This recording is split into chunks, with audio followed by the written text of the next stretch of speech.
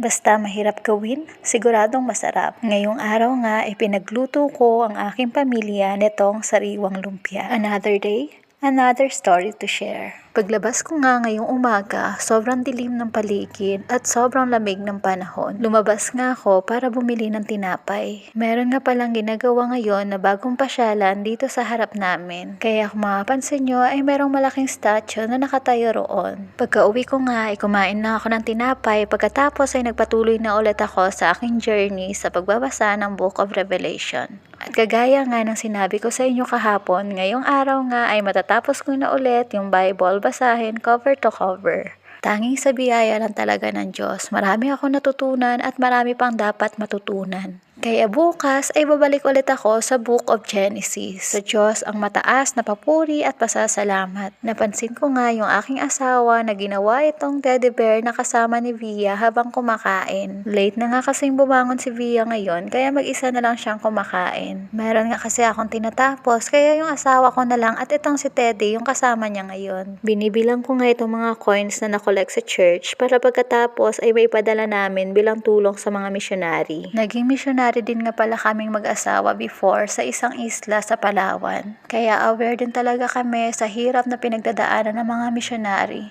especially pagdating sa financial. Kaya pagdating nga namin dito sa Metro Baguio, challenge ng asawa ko yung mga kasamahan namin sa church na magbigay kami ng piso per day para sa mission. Dahil naniniwala kami na kahit piso lang yan, pero kapag pinagsama-sama ay makakagawa ng malaking amount. Fast forward tayo, dumating na nga yung aking asawa galing sa market. At eto nga yung kanyang mga napamili. Sobrang blessed talaga namin pagdating sa gulay dahil napakamura ng gulay dito sa Metro Baguio. Naalala ko bigla nung nasa isla nga kami, isang sayote ay 40 pesos. Kaya ngayon talagang thankful ako sa Panginoon na napakamura ng gulay. Kaya okay lang din na kumain ng maraming gulay. Mabuti lang talaga si Via ay gustong gusto din ng gulay. Napaliguan ko na nga dito si Via, kaya naisip ko na magluto ng sariwang lumpia since marami naman ngang gulay. Pero bago nga ako nagluto ay tinawag muna ako ng aking asawa dahil meron nga daw siyang ipapakita sa akin. Pinakitaan pa nga talaga ako ng aking asawa na itong tricks at ako naman ay talagang napamangha. Dahil nga napa-amaze talaga ako sa kanyang ginawa kaya sinubukan ko rin ito. Kaso walay talaga kaya napa-request pa nga ako sa kanya na gawin niya ito ulit.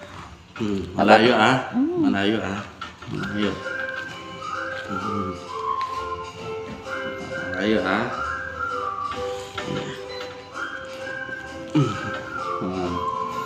Malayo ah.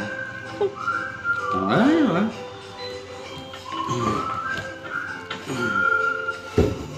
Reveal the tricks.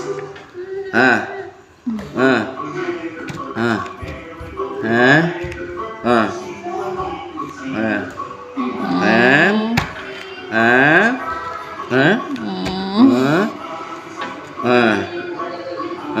And then drop.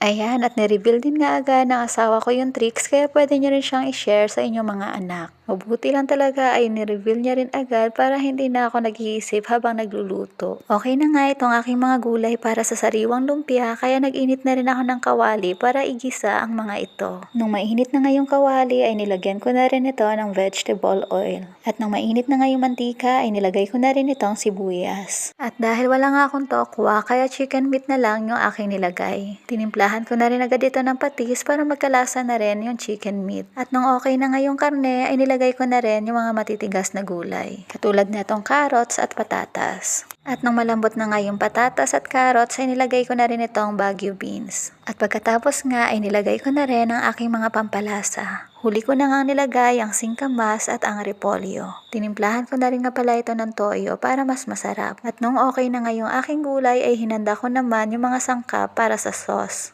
Kumanaw lang nga ako dito ng asukal, cornstarch at nilagyan ko na rin ng toyo. Tansya-tansya na lang din talaga yung ginagawa ko dito. Pagkatapos nga nilagay ko na rin dito yung aking dinurog na bawang at mani. Pagkatapos nga ito ay aking pinakuluan habang hinahalo-halo at ito na yung kanyang resulta ngayon. At gagawin ko naman ngayon yung para naman sa wrapper. At dito nga nanood na lang ako ng tutorial dahil hindi pa rin nga talaga ako sanay gawin ito. Bale, 3/4 cup na all-purpose flour. Pagkatapos ay 1/4 cup na cornstarch. Pagkatapos ay nilagyan ko ng 1 cup na tubig, 2 itlog, at panghuli, 3 tablespoon na vegetable oil. At minix ko ang lahat ng ingredients na ito. At nung well combine na nga ito, ay nag-init na ako ng kawali. At nung mainit na ang kawali, ay naglagay lang ako dito ng 1/4 cup. Ganyan lang yung ginawa ko hanggang sa nakagawa nga ako ng 6 na peraso. At this point nga, ay ready na itong aking fresh lumpia, kaya i-serve ko na rin ito para sa aking pamilya. Excited na rin talaga ako matikman ito. At syempre, matikman ng aking asawa dahil isa din nga ito sa kanyang favorite na pagkain. At ngayon, ready na nga yung ating fresh lumpia. 3 nga lang yung aking nagawa para yung iba, mamaya ay kanya-kanya na lang kami sa paggawa. Saktong-sakto talaga itong aming merienda ngayon sa madilim na hapon. At nung tinikman ko nga ito,